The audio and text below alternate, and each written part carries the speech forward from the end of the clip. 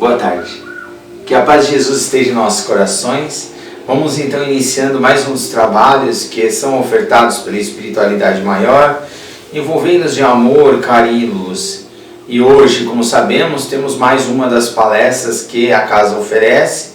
Palestra essa de que nossa irmã Sandra irá fazer, né? Que é da Voragens do Pecado 2, da nossa irmãzinha querida Ivone Pereira. Que a nossa irmã possa ter uma boa palestra, com boa iluminação, boa inspiração dos amigos queridos. Que assim seja. Olá, tudo bem? Seja muito bem-vindo. Nós somos a Instituição Beneficente José de Mococa. Meu nome é Sandra e o intuito desse encontro é conversar a respeito do livro Nas Voragens do Pecado.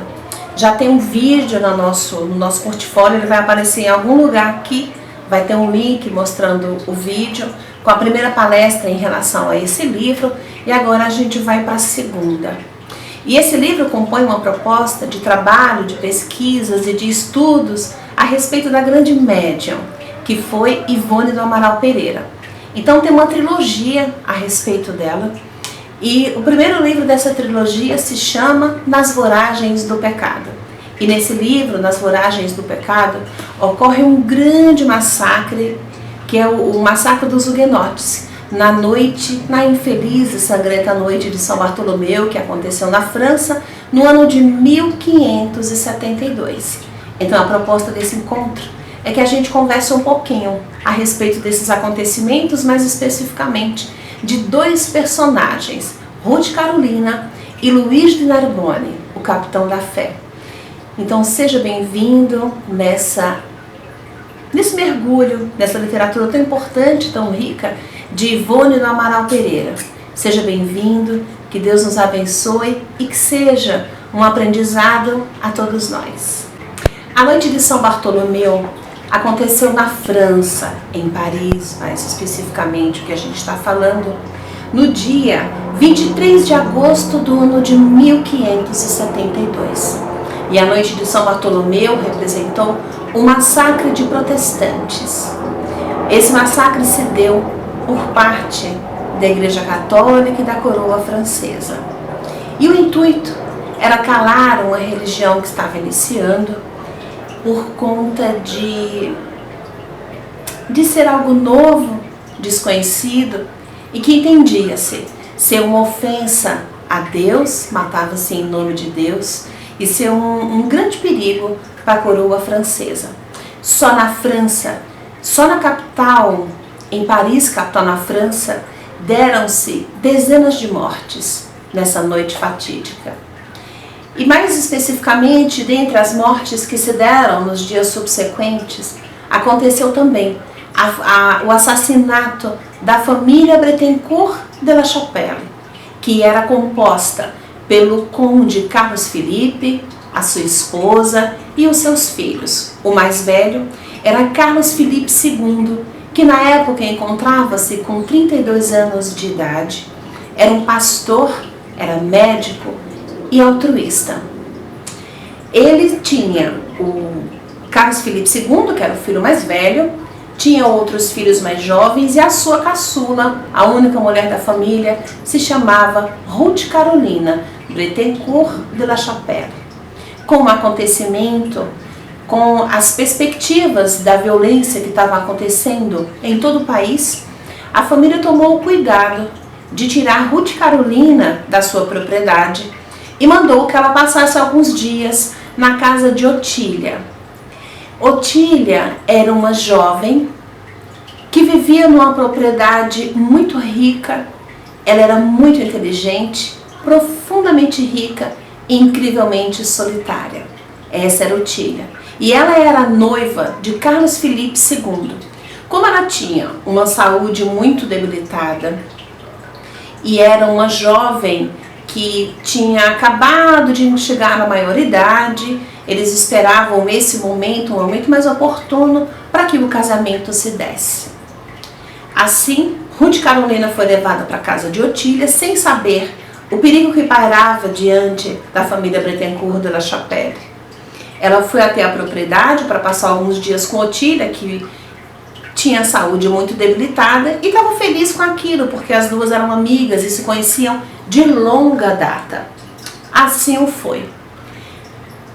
Ela foi até a casa de Otília, foi levada pelo pai, pelo irmão mais velho. E lá estando, alguns dias depois, Ruth Carolina e Otília recebem a informação de que na propriedade de Bretencourt de la Chapelle aconteceu uma invasão por parte dos soldados da coroa e da igreja, e todos haviam sido assassinados. Todos. O conde, a condessa, os seus filhos, netos, os sobrinhos, todos. Aqueles que lá se encontravam realizando o evangelho, aqueles que se encontravam estudando o Sermão da Montanha, todos haviam sido assassinados pelo crime de professar uma religião diferente daquela que era o status quo naquele momento. Ao receber a notícia, Ruth e Otília entraram numa tristeza absolutamente profunda. Otília, por sua parte, entrou em silêncio. Ficou silenciosa, todos respeitaram o silêncio que se fazia da parte dela. Ruth Carolina também muito triste, cada uma no seu canto, naquela propriedade gigantesca, muito rica, mas agora visitada pela profunda dor que ia no coração daquelas duas jovens. Cada uma no seu canto, cada uma no seu espaço. Passava na cabeça delas a vontade de vingança. Ruth Carolina ficava pensando: o que devo fazer para honrar o nome dos meus? Que atitude devo tomar contra esses míseros que destruíram tudo que eu tinha de valor? Otília, na sua parte, também tinha os mesmos pensamentos, as mesmas vontades. Mas Otília agia diferente de Ruth Carolina e ela entrou num silêncio profundo. E aí, nesse ponto, eu entrei numa reflexão e eu gostaria de compartilhar com vocês. Às vezes a gente fala e ouve dizer, tem até cartazes que falam: o silêncio é uma prece. E não é bem assim. Não é pelo fato de estar em silêncio que a mente e o coração estão em equilíbrio. E era assim que se encontravam essas duas jovens. Até que alguns dias depois, sentaram para conversar.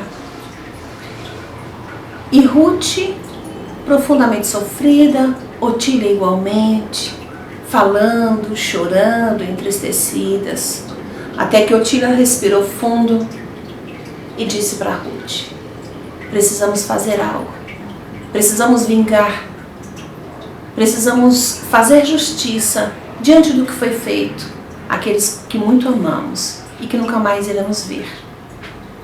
Otília dizia para Ruth, como Ruth era muito jovem, tinha 17 anos, de que quando os soldados chegam e dizimam uma família, todas as propriedades dessa família passam a fazer parte, passam a virar propriedades tanto da coroa quanto da igreja. Ou seja, Ruth Carolina não tinha absolutamente mais nada de terras, nem de propriedades em solo francês. E Otília disse para ela o seguinte: Ruth, vamos fazer um pacto. Precisamos fazer um pacto. Vamos levá-lo até as últimas consequências, para que a gente vingue o sangue derramado daqueles que tão profundamente amamos. Ruth teve um susto ao ouvir aquilo, mesmo que no íntimo dela tivesse passado aquele sentimento, mas ela teve um susto, porque não foi aquele o ensinamento que a família deu para ela. Não era aquilo que eles estudavam, não era aquilo que eles professavam, não eram aquelas orientações que eles traziam. A orientação que a família Bretencourt de la Chapelle era, a orientação que eles viviam, o ponto que os norteavam, e o seu cotidiano dizia: perdoe, perdoe. Perdoe, porque alguém, para ter uma atitude como essa, é uma pessoa infinitamente infeliz e merecedora de orações e do amor de Cristo.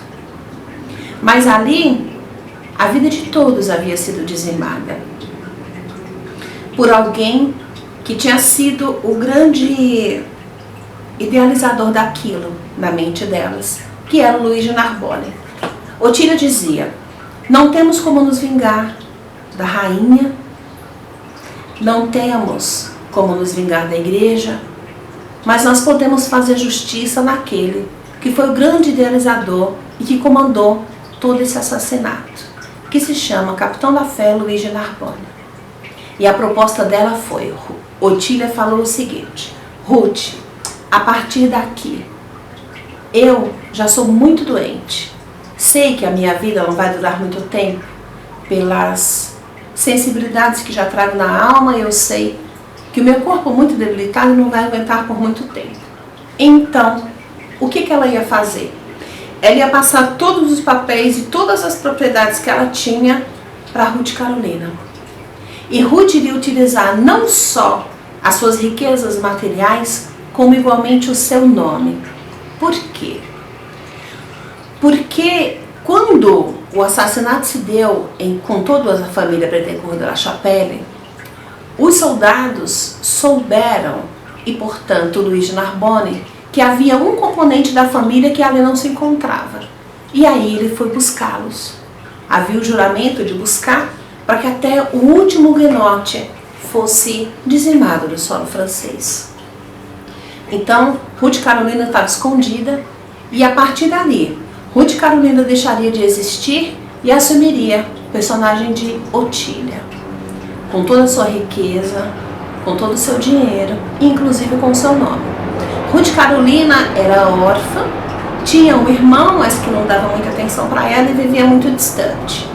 Como ela sempre teve uma vida muito reclusa, ela não era conhecida na corte, então não teria esse risco, até então, na mentalidade de Otília, que alguém a visse e visse Ruth e soubesse que não era Otília, porque a família de Otília era conhecida, tinha um sobrenome muito firme por conta das suas posses, em solo francês, mas não era vista, visto que a sua saúde era muito debilitada e ela sempre teve uma vida bastante reclusa.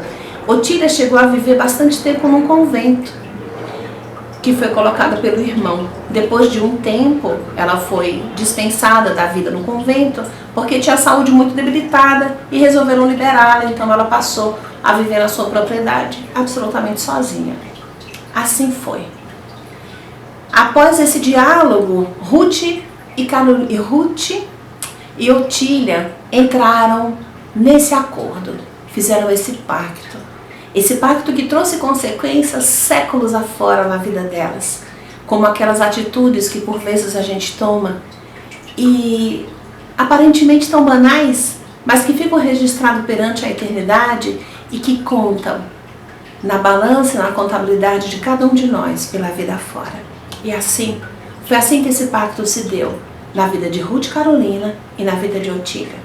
Elas pegaram a Bíblia e com a mão sobre a Bíblia fizeram um juramento, que iriam vingar-se, custe o que custasse, e que para essa vingança se faria necessário mentir, ludibriar, enganar, esquecer todos os princípios que aquela religião nova, que aquela religião protestante estava trazendo. Iriam inclusive se assumir enquanto católicas, enquanto que professavam a religião dominante. Era a forma que elas teriam de entrar na corte francesa, de chegar até a rainha Catarina de Médicis, mas especialmente de chegar até o capitão da fé, Luiz de Narbonne. E qual era o plano? Otília dizia que não existia dor maior do que a dor de um coração. E assim ficou acertado o pacto entre Ruth Carolina e Otília. O objetivo das duas, então, era destruir Luiz de Narbonne, aquele que tinha comandado a destruição da família Bretencourt de la Chapelle. E assim, e foi após isso que 2 meses depois, numa tarde muito chuvosa e extremamente fria em Paris, capital da França, acontece um encontro entre Otília, ou melhor, a falsa Otília, pois que era Ruth Carolina. Acontece o encontro da falsa Otília com o capitão da fé, Luiz de Narbonne. Esse encontro se deu num dia em que toda a sociedade encontrava-se assustada, silenciosa, as casas todas com as portas fechadas, O silêncio absoluto se fazia nos lares, pois que havia muito medo, que a guarda passava na rua e ali eles passavam buscando qualquer indício de que houvesse algo que simbolizasse um perigo, tanto para a coroa quanto para a igreja.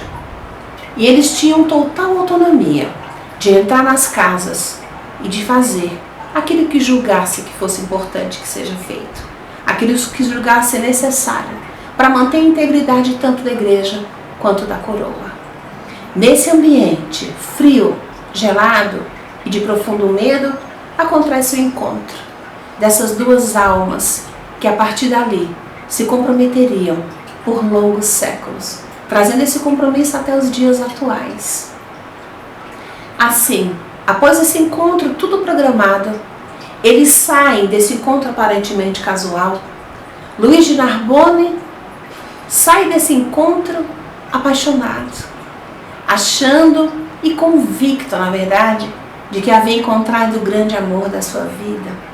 Saiu de lá achando que finalmente Deus ouviu as suas preces, quando ele tanto pedia para ter a chance de conhecer alguém que o seu coração pudesse amar e que pudesse junto a ele construir uma família, construir um lar, ser felizes, visto que Luiz de Narbonne foi criado num orfanato. Ele era filho do rei, mas não era filho do rei com a rainha, era filho do rei com um relacionamento extraconjugal. Quando ele nasceu, sabia-se que ele era filho do rei, mas ele nunca soube quem era a sua mãe. Logo de imediato, ele foi entregue aos cuidados de um padre, foi entregue no orfanato e ali viveu. Luiz de Narbonne nunca teve família, nunca teve irmãos, não sabia quem era a sua mãe, não sabia nada da sua vida, unicamente sabia que era filho do rei, mas um filho bastardo, que a rainha Catarina de Médicis odiava e tinha medo dele. Entretanto, como ele era um soldado muito fiel à coroa, como ele fazia de tudo que julgasse necessário para manter a integridade da coroa e da igreja, então ele era um elemento importante e Catarina de Médicis o mantinha por perto, permitia que ele atuasse, pois que ele era comandado pelas mãos sangrentas daquela rainha, que não assumiu o poder, pois que era o filho dela, que era rei e que utilizava a coroa, mas quem mandava na verdade era a rainha Catarina de Médicis. E é esse Luiz de Narbonne que sai desse encontro apaixonado, com o coração flutuando, ciente de que finalmente vai realizar o seu sonho de constituir uma família. Ele sai dessa forma desse encontro. Ruth Carolina, a falsa Otília, que está na sacada da sua casa, quando o capitão da fé de lá se retira, ela adentra na sua casa, se joga numa poltrona e chora.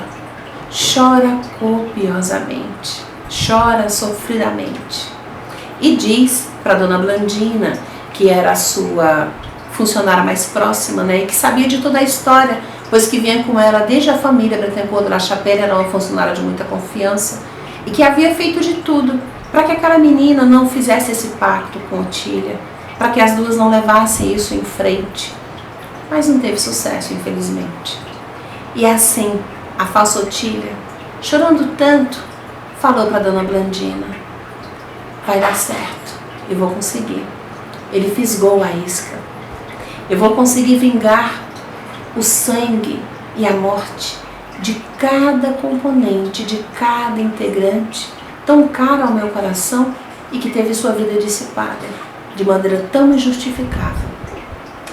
No dia seguinte, ela já colocou em prática aquela ação de procurar a rainha Catarina de Médicis, aproximar-se dela, só que a rainha era muito astuta. Quando ela viu Otília se aproximando, a falsa Otília se aproximando pelos traços, ela via que não era Otília, que era uma integrante da família Bretancourt de La Chapelle, por conta dos olhos, por conta dos traços. Catarina de Médicis era malvada, mas era profundamente inteligente, profundamente astuta. E assim as duas se encontraram. Assim a rainha Catarina de Médicis pediu para ficar sós, ordenou, na verdade, de ficar sós com aquela jovem.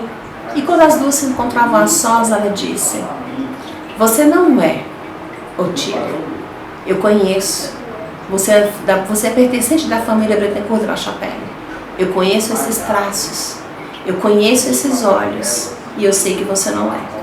E assim, conforme Otília havia orientado anteriormente, Ruth Carolina contou todos os detalhes do que havia acontecido.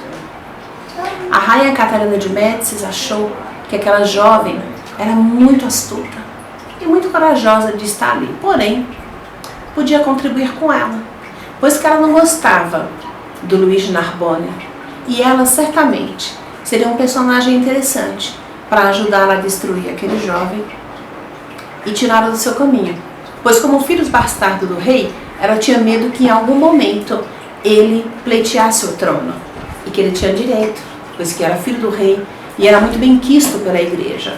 Por conta disso, ela tinha receios e procurava prejudicá-lo, digamos assim, mas não conseguia porque ele era muito fiel. Ele era muito fiel. E tem uma passagem muito interessante na literatura que fala de Luís de Narbonne na sua fidelidade, tanto quanto fazendo um comparativo com a fidelidade de Paulo. E assim, alguns dias depois, acontecia o consórcio, aconteceu o casamento entre a falsa Otília e o capitão da fé, Luís de Narbonne. Só que até chegar, dentro desses poucos dias do casamento, algo de muito estranho e até infeliz para aquela falsa Otília estava se dando. Por quê? Luís de Narbonne, assim como eu estava falando anteriormente, que a literatura traz uma analogia com Saulo, antes de se transformar em Paulo, que ele era apaixonado, extremamente fiel às suas convicções. Assim era Luís de Narbonne. Então, é até estranho dizer, né? Mas é a fidelidade, mesmo naquele conhecimento distorcido do Cristo. Mas ele era fiel, era profundamente fiel. Imagina a beleza que vai ser esse homem quando se direcionar para as estradas divinas do Cristo, usando essa mesma fidelidade para trabalhar em prol do bem e do amor. Porque até então, ele proferia o bem e a defesa da igreja, da religião para ele. Mas que religião é essa que não sabe amar ao seu próximo? Que fala de Deus, mas que não o conhece na sua essência de amor e de beleza. Nessa fidelidade que Luís de Narbonne tinha, ele trazia uma profunda fidelidade à falsa Otília, que era a Ruth Carolina, porque ele trazia consigo o sonho de constituir uma família, ele trazia consigo o sonho de ter um lar, ter alguém que ele pudesse amar profundamente, constituir família, ter filhos, poder ser para alguém aquele pai que ele não teve. Ele sentia muita falta disso. Então ele cobria a sua noiva, a sua falsa Otília, achando que estava noivo da Otília, que estava casando com a Otília. Ele a cobria de cuidados, de carinhos, de afeto, de todos os cuidados que se possa imaginar. Ele a cobria.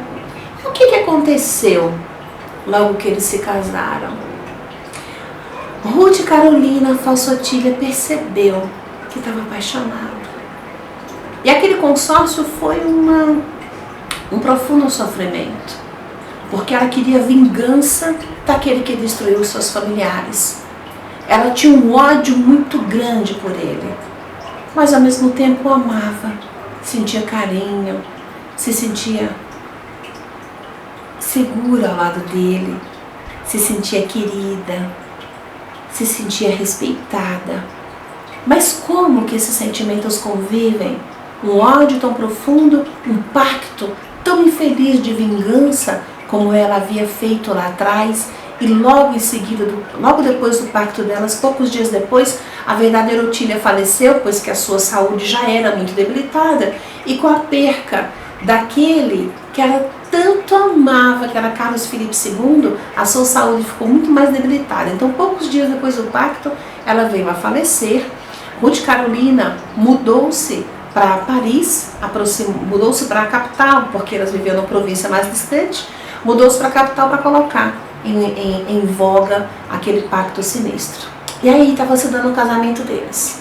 Luís de Narbonne era o mais feliz dos homens, era o mais realizado, porque para ele havia se casado com a mais bela das mulheres, havia construído e estava iniciando a mais bela de todas as famílias, a concretização do seu grande sonho. Ele tinha muita vontade de seguir na carreira eclesiástica e tinha promessas de ser um grande eclesiasta, posto que ele era muito dedicado e amava aquilo. Mas o seu íntimo, a sua maior vontade era de constituir uma família. A família que ele não teve, ele gostaria de construir. E assim se deu o casamento. Pouquinhos dias depois de Ruth Carolina, a Otília, a falsa Otília, dela ter conversado com a rainha, eles já se casaram.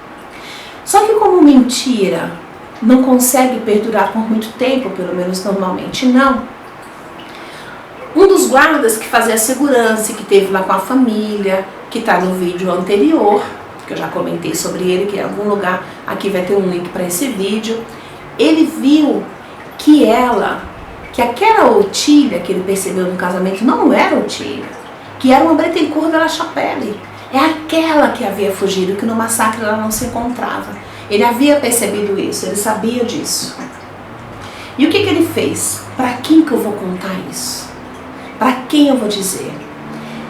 Daí esse soldado procurou o pai de criação do capitão da fé.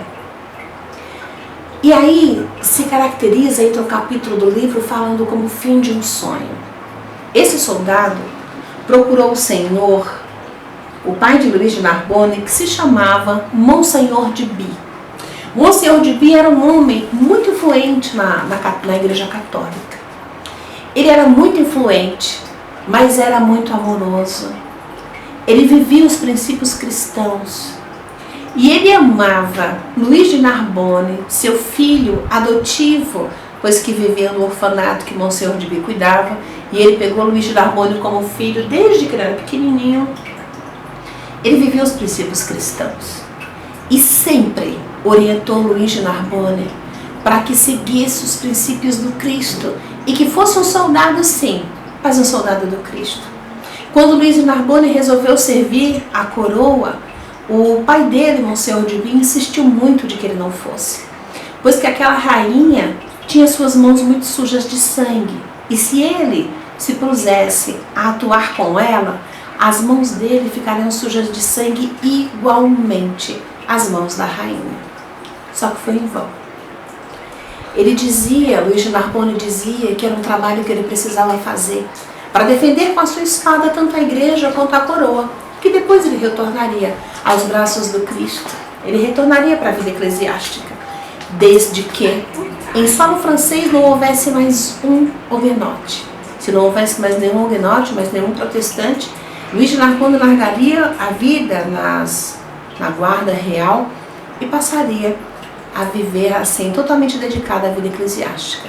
Nesse meio de caminho, apareceu a falsa Otília, ele casou-se, e esse soldado chegou até ele e contou tudo o que havia se passado.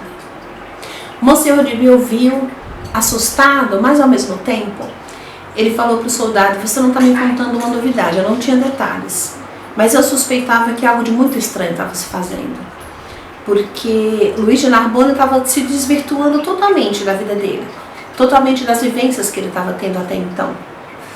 E aí o que ele fez, Mari? E aí o que ele fez com isso?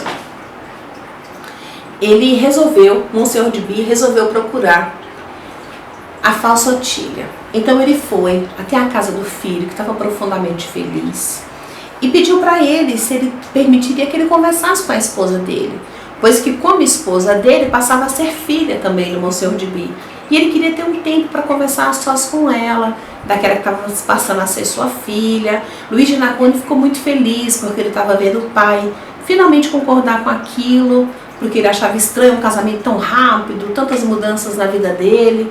E aí, a sós, com a falsa Otília, Monsenhor de Bi disse: minha filha, não minha filha Otília, mas minha pobre menina, Ruth Carolina Bretencourt de la Chapelle, eu sei de tudo.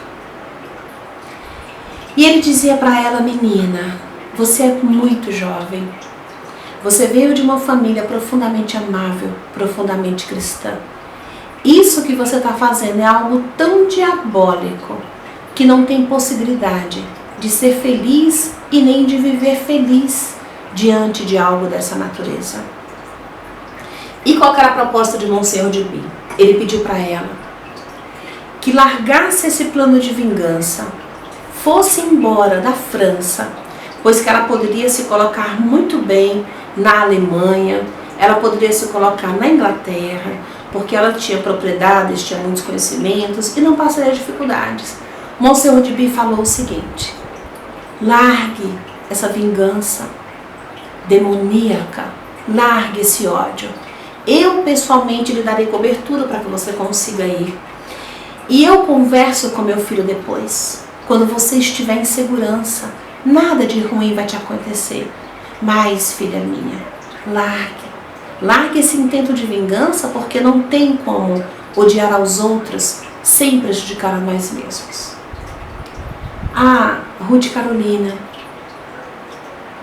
falou para ele que iria ouvir, do que ia pensar e que ia ver. Ou seja, colocando em prática mais um ponto daquele seu plano de vingança combinado com Otília, mais uma mentira, mais um ludibriar. E ela enganou Monsenhor de Bi, dizendo que iria pensar e queria conversar com ele posteriormente. No outro dia, ela já colocou em ação o plano com a rainha de entregar Luís de Narbonne e que ele fosse assassinado, fosse preso. Algo de muito ruim acontecesse com ele. Que ela colocando em prática e finalmente chegando ao fim, culminando com o que elas haviam programado para essa vingança. Com isso, logo dias seguintes, um crime acontecia nas sombras. Ruth Carolina foi conversar com a rainha fez com que ela escrevesse uma carta, entregando ele, falando que ele representava um grande perigo para a coroa francesa, inventando histórias e mentindo como esposa dele, ela teria informações suficientes para isso. Foi isso que a rainha utilizou. E feita essa carta, o que aconteceu? Ela pegou, chamou seus guardas e mandou que pegasse seus guardas mais próximos. Mandou que fosse até Luís de Narbonne e colocasse-o no calabouço. Em calabouço que era mantido na parte de baixo do castelo de Louvre. Até então não era ainda um museu, era um castelo, onde eles viviam. Assim aconteceu a prisão de Luís de Narbonne. Ele foi colocado no calabouço e sepultado vivo. A cela em que ele foi colocada era de condições tão desumanas, era um espaço pequeno que ele não tinha condições de se colocar de pé. Tinha dias, como era um lugar muito isolado e muito distante, a rainha especificou apenas uma pessoa que poderia levar ração e água para ele, e que há alguns dias esse funcionário da rainha esquecia de levar ração, de levar água, e assim Luís de Narbonne sumiu da sociedade, sumiu de Paris, sumiu das regiões onde se encontrava e ninguém mais teve notícias dele, pois que foi enterrado vivo nas masmorras do Louvre. Como ele tinha uma constituição física forte, atlético, e era um homem de ótimo preparo físico, esse sofrimento, essas angústias, essa prisão, essa vida numa masmorra infeliz, fétida, pequena, vivendo o abandono de tudo e de todos, durou por 2 anos e alguns meses. Até que chegou certo momento em que, diante de tantos sofrimentos, de tanta angústia externa, mas angústia interna também, pois que quando ele foi colocado na masmorra, a rainha foi junto para ter certeza de que ele estava sendo preso. Quando ele foi colocado na masmorra, ela pegou uma tocha de um dos funcionários, pediu que entregasse ao Luiz, porque ele precisava ler uma carta. Ela pôs a mão no bolso, jogou a carta para ele e entregou com aquela tocha. Aquela era a carta de Ruth Carolina, falando a respeito dele. E o que a rainha estava dizendo? Você está aqui não porque eu quero, mas eu recebi uma denúncia que não pode passar em branco. E assim foi. Depois desses 2 anos e alguns meses, já sem forças físicas, sem nenhum tipo de resistência, Luiz de Narbonne, já pedia pela morte. E seu corpo cansado, doente, com as suas forças totalmente esvaídas, pensa em Otília, em Ruth Carolina, e dizia que ela era o motivo da incrível desgraça que se caiu sobre a vida dele. Mas ainda assim, ele dizia que a amava profundamente e que ela tinha suas razões, pois que se ele não fosse tão fanático e tão férreo nas suas decisões, a família Bettencourt de La Chapelle poderia ter passado ilesa em solo francês. Ela tinha razão, pois que diante de tudo que viveu, diante da perca dos seus entes queridos, amados, que ela tinha tanto respeito, ele tinha seus motivos, sim. Ela tinha seus motivos de se vingar. E ele pedia que ela o perdoasse, onde quer que estivesse. Pedia que ela perdoasse, porque ele havia vivido tudo aquilo, mas ainda a amava profundamente. Até que ele disse: Deus, eu acho que ela não vai conseguir me perdoar, mas eu peço que o Senhor me perdoe.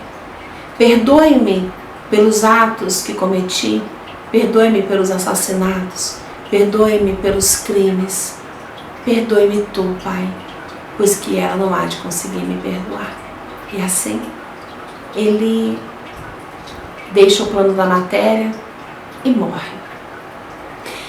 Morre, mas antes faz a única oração que ele conseguiu fazer desde que foi colocado naquele calabouço. Ele ora, pedindo a benefício dela, pedindo perdão e pedindo, enfim, que Deus a perdoe, que Deus o perdoe, pois que aquela que ele muito amava, independente se o nome era Otília ou era Ruth Carolina, aquela que ele muito amava, não conseguiria perdoá-la, mas que Deus assim o perdoasse. E assim, enquanto estava lá atrás todo o plano, enquanto Luiz de Narbonne foi preso, colocado no calabouço, viveu todas aquelas tristezas, Ruth Carolina fugia do solo francês. Ela fugia com Frederico de G, pois que aquela senhora, que era funcionária pessoal, Dona Blandina, ela e o marido dela procuraram Frederico de G. Quem era ele? Era um rapaz muito rico e que havia sido prometido para Ruth Carolina desde que os dois eram crianças. Ele vivia em outro país, era um homem muito amável, pertencia a uma família cristã, era cristão e honrava os compromissos que havia assumido. Ele amava Ruth Carolina desde a infância deles. Quando ele foi procurado e soube de tudo que havia se passado, e soube do plano de vingança, e soube do que ela estava fazendo, ele foi até a França no intuito de buscá-la e pedir que ela não levasse à frente tudo isso que estava fazendo, pois que é impossível destruir alguém sem se destruir junto. Enquanto Luiz de Narbonne estava sendo preso, Ruth Carolina estava sendo tirada do solo francês por Frederico de G. Ela foi levada, foi tirada do país, foi levada para viver com ele numa região muito rica, muito próspera. Ele era muito rico e profundamente amável. E assim ela deixava para trás a identidade de Otília e se assumia como Ruth Carolina. Ao chegar com o marido para sua nova vida, ela passou dias de profundo sofrimento. pois que tudo aquilo, todo aquele pacto, tudo aquilo que ela estava construindo, todas aquelas vivências, toda vez que ela machucava alguém, ela se machucava muito mais. Toda vez que ela agredia alguém, ela se agredia muito mais. E assim, vivendo no seu novo casamento, assumindo sua identidade, deixando toda aquela vida para trás, ela deixou fisicamente, mas não com o seu sentimento. Pois que a marca das suas atitudes haveria de ficar marcada na história por longos séculos. Na história do universo, mas na história do seu íntimo. E aí ela tinha consciência, ela voltava em si e se culpava profundamente por aquilo que havia feito, por aquele pacto. Ela vivia tão sofrida pelo que ela havia feito, como também vivia uma profunda obsessão. Pois que Otília, quando elas fizeram um pacto, Otília disse: quando eu morrer, irei ficar contigo e te ajudar a colocar em frente o pacto que nós fizemos. E vamos colocar à frente todos os detalhes do que havíamos combinado. Então ela ouvia e ela via a presença diabólica e desesperadora de Otília. Ruth Carolina não tinha um sono tranquilo, a sua saúde foi se definhando, mas Frederic Diger sempre ao seu lado. Ele fazia de tudo para tirá-la daquela angústia, daquele sofrimento. Ruth Carolina vivia agora em solo alemão, vivia na Alemanha, ao lado do seu apaixonado, rico e cristão marido Frederic Diger. Mas ela vivia as profundas angústias do resultado daquele plano de vingança, da obsessão de Otília, e o seu marido nunca saía do seu lado, sempre ao lado da sua cabeceira. Ele a convidava para fazer preces e fazer o evangelho, mas ela dizia: eu fiz uma promessa e um pacto com a mão sobre o evangelho, não sou digna de olhar para ele. O marido dizia que suplicava ao Cristo em suas preces para que a esposa se recuperasse daquilo tudo que havia vivido, que aquilo não a faria ter paz, mas ela não conseguia. E ele ainda assim não a abandonava. A culpa dilacerava tanto o coração dela que ela não se achava digna, e assim ela vivia entre a tristeza, a angústia, uma vida reclusa, de profunda angústia e de profundo sofrimento. Era assim que vivia Ruth Carolina. Já Luiz de Narbonne, que desencarnou lá naquela masmorra, ele não tinha noção do que era aquilo, né? Então, um belo dia, ele percebeu que as portas da prisão se abriram. As portas estavam abertas, o carcereiro não aparecia, ele chamou, viu que ninguém aparecia, ele foi saindo, não tinha ninguém. E aí ele saiu correndo e fugiu. Foi para casa, viveu por 10 longos anos sofrimentos angustiosos e profundos, que são capazes, aquela dor dilacerante que ele viveu 10 anos após a sua desencarnação, após 2 anos e alguns meses da masmorra, aquela dor que é capaz de converter e de trabalhar até aquele coração mais endurecido, mais pesado e mais renitente nas coisas infelizes. Mas aconteceu algo de interessante. Luiz de Narbonne se sentia atraído pelo castelo da família Bretancourt de La Chapelle. Ele sentia uma atração estranha que ele não conseguia explicar. Por muitas vezes ele ia até o castelo, ficava nos portões lá do lado de fora olhando para dentro, sentia uma atração grande e não tinha noção do que era. Até que um dia ele foi e adentrou. Luiz de Narbonne adentrou fazendo o mesmo caminho que ele havia feito 12 anos e alguns meses atrás, naqueles massacres da noite de São Bartolomeu. Ele foi fazendo o mesmo caminho, foi adentrando, buscando até o salão onde se encontrava a família Bretancourt de La Chapelle, e ele ia até lá sem entender o porquê fazer aquilo, mas ia. Era uma atração mais forte do que ele, e ele ia. Até que um dia chegou no salão e teve um grande choque. Toda a família Bretancourt de La Chapelle lá se encontrava, realizando o evangelho. Quem estava no púlpito com a palavra era Carlos Felipe II, aquele pastor, falando sobre o Sermão da Montanha. Ele teve um desespero, um susto, um medo, porque ele sabia que eles tinham morrido, ele mesmo tinha matado. E como que eles ali se encontravam? Ele olhava para todos e percebia que estavam todos felizes. Ninguém tinha um olhar de ódio, de angústia, de revolta. Carlos Felipe olhou para ele, o olhar deles se cruzaram e ele disse: Luiz, meu irmão, finalmente você chegou.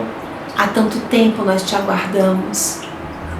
Luiz, ouvindo aquilo, gritou, chorou desesperadamente. Até que no meio daquela família, a condessa levantou-se e veio em direção a Luiz de Narbonne. Quando ela veio em direção a ele, ela abriu os braços. Ele olhou bem para ela, como ele estava olhando para todos os outros. E a sua dor aumentava profundamente, porque nos recônditos da sua alma, a sua memória aos pouquinhos ia voltando. E ele identificava naqueles a sua família espiritual de longa data.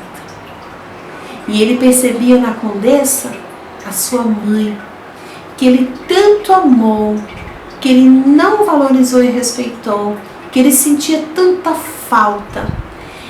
O salão, de um grande silêncio, ouvia-se os gritos, os choros e o pranto de Luiz de Narbonne.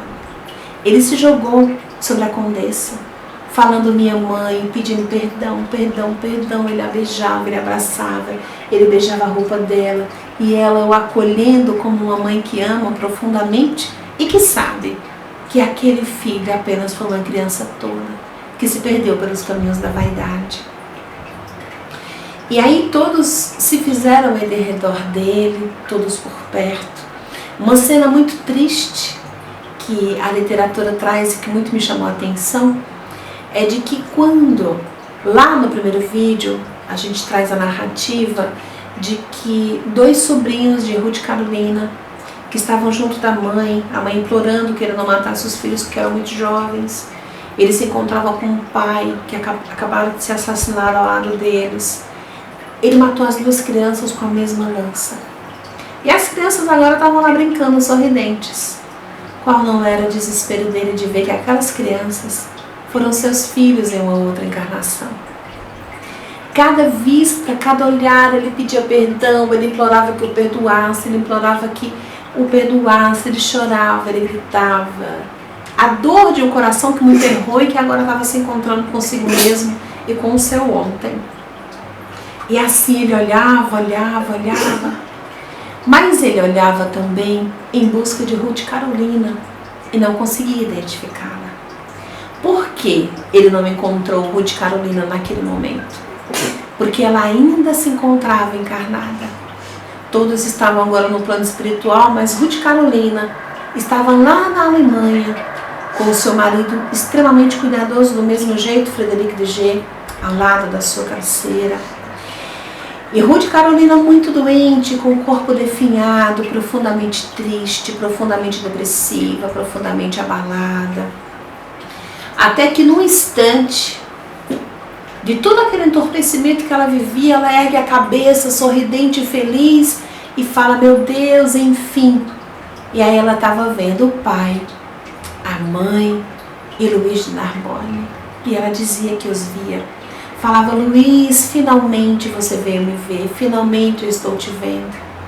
E o marido, Frederic de G, do lado dela. Depois dessa cena, todos os que estavam juntos, a senhora Blandina, o seu marido, alguns amigos, alguns outros empregados, depois de longa data, no primeiro momento que eles viam Ruth Carolina expressar algum sentimento de paz, de serenidade, de amor. E nesse momento, poucos minutos depois, Frederic de G fecha os olhos da sua esposa, que retorna à pátria espiritual. Ao retornar à pátria espiritual, a literatura traz um momento muito interessante, muito feliz e muito bonito, que é quando, mediante as suas preces, o seu merecimento e o seu pedido para a providência divina, a condessa consegue trazer consigo e estar ao derredor. Assim, por uma concessão divina dos planos maiores da vida, a condessa Carolina diante das preces e das súplicas que fez, tem a permissão de receber no seu lado, no plano espiritual, a presença de Luiz de Narbonne e Ruth Carolina. Luiz de Narbonne ali se encontrava ao lado daquela mãe que ele muito amou e que não soube respeitar, não soube valorizar. Ele ali se encontrava disposto a fazer qualquer coisa para se redimir, disposto a fazer o que fosse necessário, tanto no plano espiritual, quanto diante de uma nova encarnação, com qualquer tipo de dificuldade, de provação, pois que tudo seria pouco. Diante de tudo que ele fez, ele tinha essa consciência. E como era alguém muito sincero no que vivia e amava profundamente, ele tinha a liberdade de estar mais próximo da sua mãe, a Condessa Carolina. Ruth Carolina já conservava em si tristezas, angústias, revolta, mágoa. A Condessa a acolhia, a amparava, conversava.